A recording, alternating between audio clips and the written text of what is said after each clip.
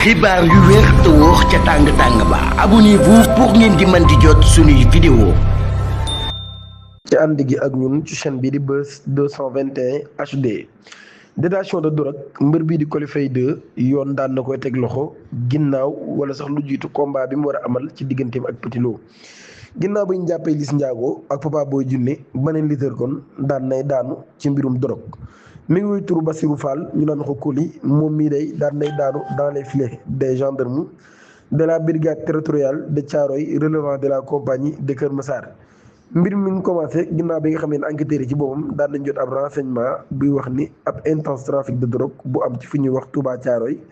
descente bi nga xam ne nag way takk der yi daan nañ koy amal ca foofee ci fi nga xam ni moo di leader bi fi mu dëkk di Coly Faye 2 ci lañ daal di teg loxo ay garaam yu bari ci wàllum chanvre indien maanaam li nga xam ne moo di yàmba. bu ñu sukkandikoo ci ay sources seen web nag biñ ko interrogé ci mbir moomee moom passionnaire de l'écurie Thiaroye-sur-Mer bi daan nay weddi ni moomul boobee la mbir daan nay xam ne nag daal marchandise boobee xam naa lim jàpp mooy ay nit ñu ñëwoon këram ngir waajal combat bi ci boppam ñoom ñoo ko daal di moom. ginnaaw avis procureur Saliou Dicko nag Bassirou Fall ci boppam daan nañ koy placé en garde à vue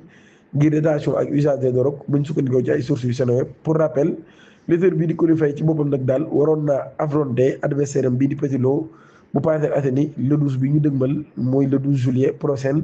lii nag jàpp gi nga xam ne jàpp nañ ko mën naa yàq combat bi ndax boo moytuwul mën naa bañ a amati ndax moom mbër mi war a bëri ci boppam jamono ji mi ngi ci loxoy yoon.